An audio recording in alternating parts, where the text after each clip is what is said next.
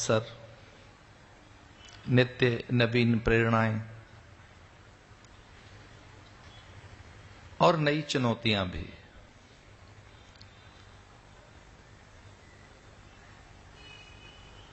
चुनौती कई बार नई सी लगती है, पर जब से भी मानवीय अस्तित्व है लगभग एक जैसी चुनौतियां हैं, और उनमें बड़ी चुनौती अज्ञानता, अल्पज्ञता,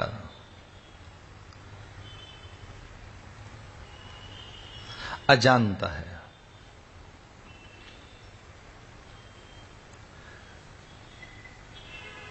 जीवन प्रबंधन पर कोई चर्चा हो इससे पूर्व में ये बात कही जा सकती है कि विशेष तौर से मनुष्य का जीवन ईश्वरीय उपहार है।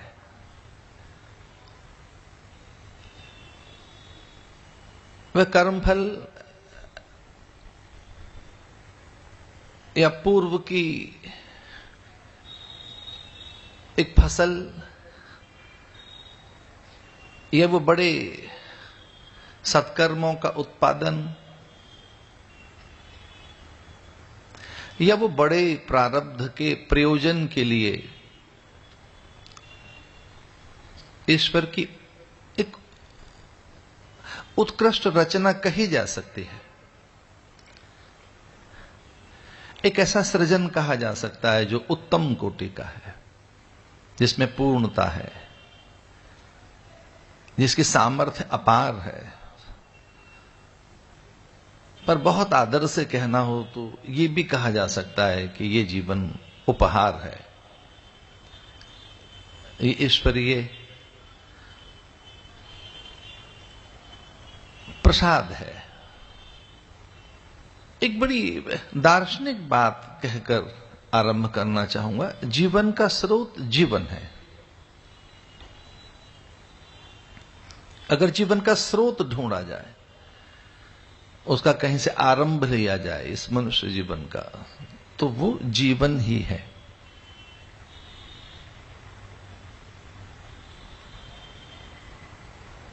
जिसमें स्वाभाविक परिपूर्णता है,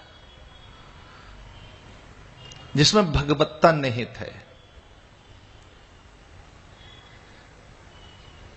जन्म से ही जीवन प्रबंधन के लिए ये कुछ दो चीजें मिली हैं जो अन्य जीव जंतुओं को, प्राणियों को नहीं है। और सभी प्राणियों को इस रूप में कहा गया अंडज, पिंडज, इद्विज, उद्विज, स्वेदज। वे जो जलचर, थलचर, नभचर हैं या जो जीव समूह है उसमें जड़ वर्ग, प्रस्तर आदि स्थावर, वनस्पतियां या पशु पंछी परिंदे और हम मनुष्य, इन सब में ये दो चीजें किसी को नहीं मिली जो जन्म से मनुष्य को उपलब्ध हैं सहज। पहली है अभिव्यक्ति की स्वतंत्रता, चिंतन की स्वतंत्रता, जो विचार की सामर्थ्य है, चिंतन की स्वतंत्रता है, अभिव्यक्ति की स्वतंत्रता है, वो अन्य प्राणियों को नहीं। दूसरी बड़ी चीज है वो है कर्म की स्वायत्तता। अन्य प्राणी उस ढंग से कर्म करने के लिए स्वतंत्र नहीं है, उनके कर्म और प्रकार के हैं। विचार की और कर्म की जो स्वतंत्रता है वो बड़ी है। बंधा हुआ जीवन है हम सबका, उसे समझने में बड़ी देर लगती। आशापा शतेर बद्धा, गीता के अनुसार कर्मानुबंधिनी मनुष्य लोके। पर जो एक विचार सत्ता है, चिंतन की सत्ता है, चूंकि हम विचारशील प्राणी हैं, ये बड़ी सामर्थ्य है।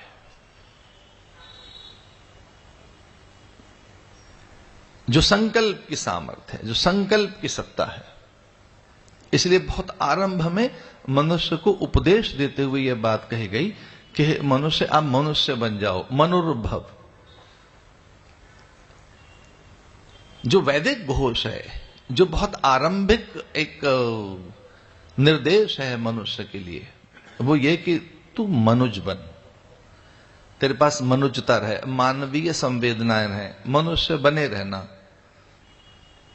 मनुर्भव। फिर ये आर्य बनो, ये भी बात कही गई कि हम पूरे विश्व को आर्य बनाएं, पर मनुष्य बने रहना। और मनुष्य के पास जो पहली चीज है वो विचार है, वो संवेदनाएं हैं, और उसमें भी पवित्र संकल्प उसके पास हो। तो आरंभ में, बिल्कुल आरंभ में अगर मनुष्य जीवन पर कोई चर्चा की जाए तो वेद कहता है कि तेरा संकल्प पवित्र हो, दिव्य हो, शुभ हो। तन्मे मना शुभ संकल्प मस्तु। मनुष्य के पास में एक अद्भुत संकल्प हो, जैसा संकल्प होगा वैसी सिद्धि होगी, जैसा विचार होगा वैसे आप बन जाओगे। हम अपने विचारों से बने हैं। एक बहुत ही आदर के साथ बात कहना चाहूंगा जो वेद ने कही है, हम अपनी सोच का परिणाम है, हम और कुछ नहीं है। जो कुछ भी हम हैं वो हमारा वर्तमान हो, हमारे वर्तमान के सुख दुख हो, हमारे वर्तमान की उपलब्धियां हो, वो हानि लाभ हो, जय पराजय हो, हमारे पास जो कुछ भी वर्तमान में उपलब्ध है, ये सब का सब हमारी सोच की फसल है, ये सोच का परिणाम है। हम मूलतः अपनी सोच की उपज हैं। हम जो कुछ भी हैं, हम अपनी सोच का और अपने विचार का परिणाम है।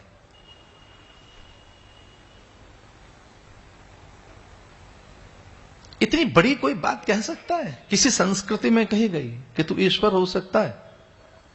सोचकर व्यक्ति ईश्वर हो गया यहां। उसे इतनी बड़ी स्वायत्तता दी गई कि सोचकर तो देख। ब्रह्मविद ब्रह्मैव भवति, ब्रह्म का चिंतन करके तो देख, अपने को झांक कर तो देख, अपने सामर्थ्य को, अपनी सत्ता को, अपने स्वरूप को, अपनी निजता में अपने को कुरेद कर तो देख, अपने सच को उघाड़ कर तो देख, अपनी वास्तविकताओं के निकट तो आकर देख, अपने स्वरूप के पास। और सच तो यह कि अध्यात्म का कुछ और अर्थ नहीं है। अध्यात्म स्वभाव उच्चते, अध्यात्म का कोई और अर्थ नहीं है। अध्यात्म का एक ही अर्थ है कि आप अपने स्वभाव तक पहुंचे, जो हमें हमारे स्वभाव तक ले आए, जो हमारी निजता को उघाड़ दे, उसका नाम अध्यात्म है। जो हमारे हमें अनावृत कर दे, हमें जो आवरण हैं जितने, जो जिस ढंग से भी हम ढके हैं, जिस ढंग से भी हम अपने में किसी भी ढंग से जो छिपे हैं, उसे जो अनावृत कर दे, अध्यात्म स्वभाव उच्चते।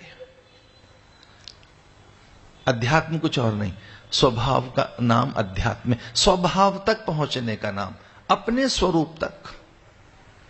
शास्त्रों में तो बड़ी सुंदर चर्चा है कि दुख केवल एक ही कारण से है, और वह है आत्मविस्मृति। अपने को न समझने के कारण दुख है। अगर हमारे आसपास कोई दुख है तो उसका मूल क्या है? आत्मविस्मृति। अपने को न समझना, पूरा पूरा अपने को नहीं जान पा रहे हैं, अपने सच को नहीं जान पा रहे हैं, अपने को समझ नहीं पा रहे, इसलिए दुख है। और कोई हमारे आसपास अवसाद भी है, वेदना भी है, या कोई अल्पता के कारण किसी प्रकार का दुख है, या अज्ञानता के कारण किसी प्रकार का दुख है, तो वो हमारा कुल मिलाकर पूरा हमारा प्रमाद है। इसलिए हमारे आसपास कभी भी कोई दुख है तो उसके लिए कोई और जिम्मेदार नहीं है। उसके लिए हमारी अज्ञानता, अल्पज्ञता, हमारा प्रमाद है, हमारी हठ धर्मिता है, हमारी जिद है, हमारे भीतर के क्लेश हैं, या हमारे भी पूर्वाग्रह दुराग्रह हैं, और कोई नहीं है। मैं बात विचार की कर रहा था कि विचार करते करते यहां तक कहा गया ईश्वर हो सकते हैं आप। और एक इतनी बड़ी बात कही शास्त्रों ने, एक बड़ी बात कही है कि तू एक बार विचार तो करके देख, और विचार के परिणाम में जब मुंह से निकलेगा सत्य तो कुछ और नहीं कह पाओगे। अहम ब्रह्मास्मि तत्वमसि प्रज्ञानम ब्रह्म आयम आत्मा ब्रह्म। पूरे संसार भर के प्राणी ये स्वीकार करते हैं कि ऋग्वेद सबसे पुराना ज्ञान है, सबसे पुराना ऋग्वेद, उस ऋग्वेद की कोई पहली बात कही गई, उस ऋग्वेद का भी कोई मूल है तो बड़ा अद्भुत है, बहुत अद्भुत है। और उसमें कहा गया आई एम द क्रिएटर। वेद ये बात कहता है कि आप सर्जक हैं, निर्माता हैं। रचना धर्मिता के कारण एक छोटी सी चीज हमने बनाई है। अगर हम रचना धर्मी हैं, हम सृजनशील हैं, हमारा ही हम उत्पादन है, तो हम एक छोटी चीज बना रहे हैं। विचार बहुत विराट तक लेकर जा सकता है, विचार बहुत अनंतता प्रदान करता है। विचार के तो पंख में आप ब्रह्म हैं। अहम ब्रह्मास्मि तत्वमसि प्रज्ञानम ब्रह्म, आयम आत्मा ब्रह्म। विचार करते करते यहां के ऋषि ने कहा न तो विचार है न गति मति गुण धर्म प्रकृति। संसार की कोई ऐसी सत्ता नहीं है, न तो कोई काय कलेवर है, न अस्थि मांस है, मेद रुधिर धमनियां और सांसों का सिलसिला तो नहीं है। फिर क्या है? चिदानंद रूप शिवोहम शिवोहम। आप सांसों का सिलसिला नहीं है, विचार अस्थि मज्जा मांस मेद रुधिर। एक और बात, आप प्रारब्ध नहीं है, भोग नहीं है, कर्म नहीं है, गतिमति गुण प्रकृति स्वभाव नहीं है, इससे परे की सत्ता है आप। इसलिए एक बहुत बड़ी चीज जन्म से हमारे को मिली है, उसका नाम है चिंतन, उसका नाम है विचार, अभिव्यक्ति की स्वतंत्रता। सोचने के लिए एक जो बड़ी चीज हमें मिली है वो किसी और को नहीं मिली। ब्रह्मविद ब्रह्मैव भवति। सोचकर देखे तो ईश्वर बन सकता है व्यक्ति, सोचकर देखे तो, अगर वो करना चाहे तो। अब पुराने ज्ञान की बात करें, वेद कहता है आई एम द क्रिएटर, मैं निर्माता हूं, मैं निर्माता हूं। तो कैसा जीवन बना सकते हैं हम? बड़ी बात है ये। अब वो बन क्यों नहीं रहा है? तो उसके मूल में एक ही चीज है और उसका नाम है प्रमाद।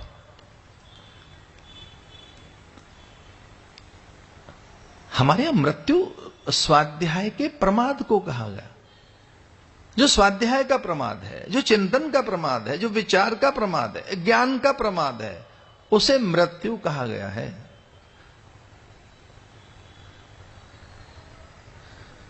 गीता में बड़ी सुंदर सी बात आई कि मैं जानता हूं तो कौन है, पर कई बार मैं नहीं जान पाता।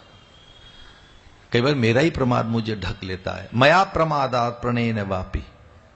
उस प्रमाद के कारण ही मैं तुझे कभी सखा कहता हूं। सखेति मत्वा प्रसमं यदुक्तम, हे कृष्ण हे यादव हे सखेति, अजानता। ये मेरी अज्ञानता है, मेरी अज्ञानता से मैं बंधा हूं, मैं जान नहीं पा रहा हूं तुझे। उपनिषद में बड़ी अद्भुत बात कही, प्रणोद्धनु सरोहि आत्मा ब्रह्म तरु लक्ष्य मुच्यते अप्रमत्तेन वेदव्यम सर्वत तन्मयो भवेत। जब हम जीवन प्रबंधन की बात कहते हैं तो मैं यहां से बात कहना चाहूंगा, जीवन प्रबंधन में जो पहला तत्व है, जो पहला साधन है, जो पहली सामग्री है, उसका नाम है अप्रमत्तता। अप्रमत्तता को लाइए, प्रमाद रहित अवस्था लाइए। और जिस दिन व्यक्ति प्रमाद को चुनौती देता है, बाकी सारी जो जीवन की चुनौतियां बहुत छोटी हो जाती हैं। अज्ञानता बड़ी चुनौती है। अज्ञानता ही सारे दर्द की जननी है, वही सारे भ्रम की जननी है, वही भय की जननी है, वही अवसाद की जननी है। फिर से अगर हम गीता में लौट कर आए तो गीता का जन्म तो अवसाद से हुआ है। अभी पिछले दिनों गीता जयंती पर कुछ चर्चाएं थी देश भर में, और मैं भी एक चर्चा में सम्मिलित था, और वहां यह बात कही गई कि अवसाद से आनंद की यात्रा का नाम गीता है। एक अवसाद, भय, अज्ञानता, प्रमाद, ये चुनौतियां हैं हमारी। मैं फिर से आरंभ के उस वाक्य को दोहराना चाहूंगा कि जीवन अनंत संभावनाओं का नाम है। जहां अनंत संभावनाएं हैं वो जीवन है, और वो अनेक अवसर भी हमारे पास हैं। ये नहीं कि वो अवसर निकल गया है, अब चूंकि यौवन निकल गया तो अब कोई अवसर नहीं है। ना ना भैया, बहुत संवेदनशील होना होगा और बातें हो सकती हैं। उसके लिए केवल ग्रंथ नहीं चाहिए, केवल उसके लिए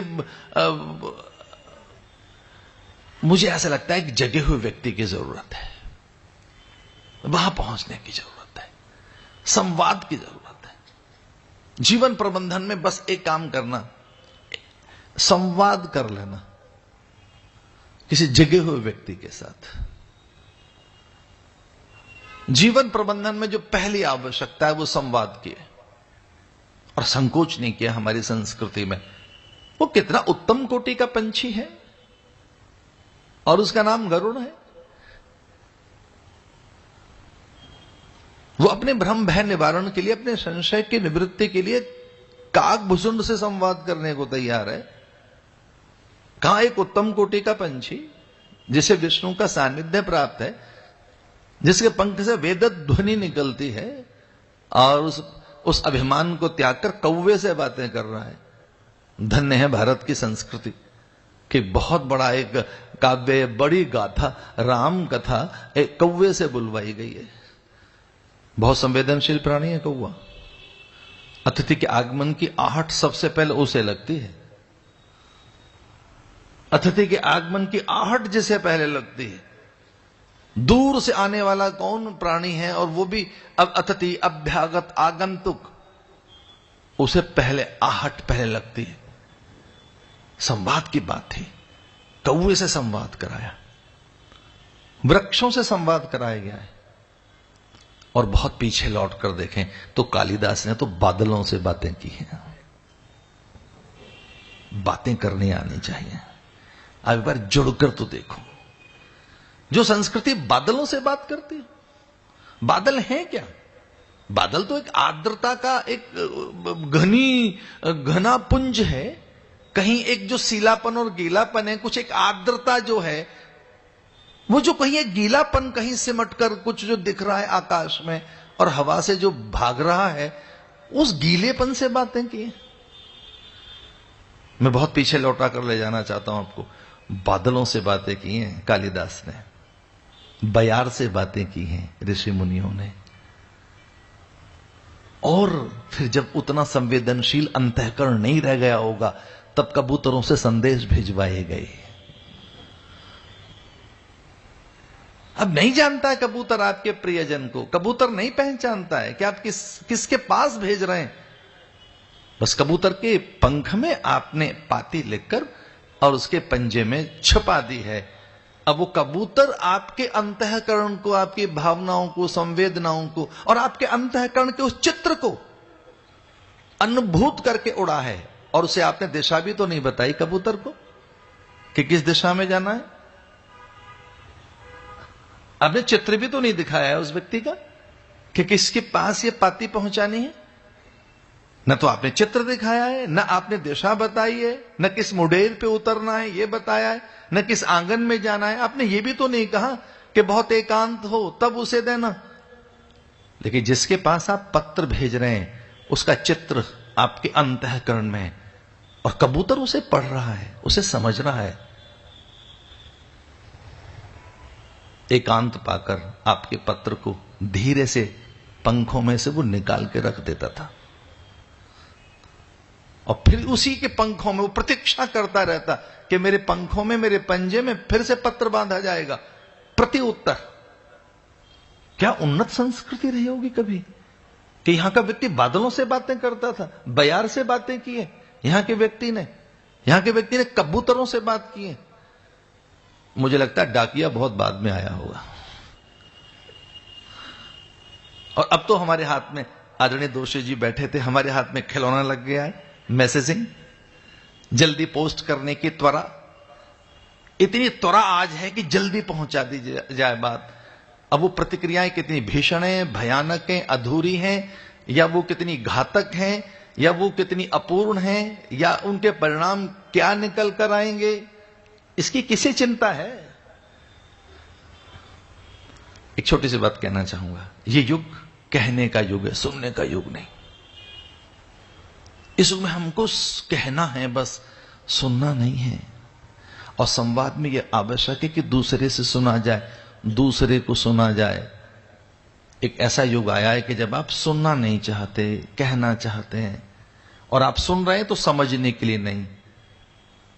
आज जितनी जल्दी रिएक्शन है, जितना जल्दी रिएक्ट हो रहा है व्यक्ति, अभी बात पूरी हुई आप रिएक्ट कर रहे हैं। जितनी जल्दी आप कहना चाहते हैं बस मेरी बात पूरी हो जाए, न तो आप सुनने के लिए सुन रहे हैं, न समझने के लिए सुन रहे हैं। सुनने में अगर थोड़ी देर लगे तो बड़ी बात होगी। लंबे समय से भागवत के अध्ययन में हूं मैं, तो मुझे याद आता है कि गाड़ीवान से संवाद हुआ राजा का, रैक्व के संवाद, जनश्रुति। धूल धूसरित आंगन में बैठ गया वो, माथे का मुकुट उतारकर, राजसी वस्त्र उतारकर, समूची वसुधा के वैभव का एकमात्र भोक्ता, धूल भरे आंगन में बैठ गया वो कि मेरी इससे बातें होंगी, क्योंकि मुझे इससे वो सीखना है कि मैं तारों को, उसकी गतिमति, गुण धर्म, प्रकृति को, आकाश गंगा के दूर तक के तारे से दूर और ब्रह्मलोक तक मैं अपने संवाद कैसे स्थापित कर सकूं, उस सत्य को कैसे मैं अनुभूत कर सकूं। गाड़ीवान से बातें हुई हैं।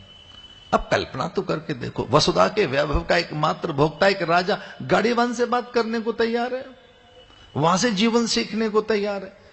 एक दूसरी और अचंभे में डालने वाली बात है, जब महर्षि वेदव्यास ने अपने पुत्र सुखदेव से कहा कि तू पूरा ज्ञानी है, तुझमें कहीं कोई अधूरापन नहीं है, पर फिर भी जनक से सीखाना कुछ, उससे तेरे संवाद हो जाने चाहिए। पिता को पता होता है कि पुत्र में कहां कमी है। इतना अधिकार दो अपने पिता को, बड़ों को, ज्येष्ठ जनों को। यह अधिकार उनसे कभी मत छीनना। उन्हें यह अधिकार दो कि वो कह सकें कि आप में अधूरापन है, ये आपकी दुर्बलता है। वो आपकी अक्षमता को जान सकें, आपके भीतर के अधूरेपन को वो जानते हैं, वो साहस पूर्वक कह सकें कि भीतर में कहीं अधूरापन है, बड़ी रिक्तता है, भीतर में खालीपन से भरने के लिए जा। और सच मानिए, बाहर की चीजों से भीतर का खालीपन कभी नहीं भरा जा सकता। बाहर की चीजें सम्मानित कर सकती हैं, आपको समृद्ध बना सकती हैं, आपकी चर्चाओं को दूर दूर तक लेकर जा सकती हैं, आप शहर में चर्चित हो सकते हैं, मान्य हो सकते हैं, वंदित हो सकते हैं, हो सकता है पूजित हो जाएं आप। एक व्यक्ति ने तो इस ढंग से आसन लगाए कि ब्रह्मा जी बगल में बैठ गए, दक्ष के यहां। इतना व्यक्ति निपुण हो सकता है, और सूक्ष्म अहंकार वो पढ़ नहीं सके ब्रह्मा, उनका चतुरानन का चातुर्य वो समझ नहीं सके कि दक्ष नाम का व्यक्ति अपनी प्रशंसा, अपनी सिद्धि के लिए दिग्गंत में धूम रहे, चहुलोक में इसकी कीर्ति रहे, ये यश विस्तार की भूख के कारण यज्ञ कर रहा है। मुझे हृदय से क्षमा कर देना, कई बार बड़े अनुष्ठान आयोजनों के मूल में यश विस्तार की भावना भी रह सकती है, अपने को स्थापित करने की भी बात रह सकती है।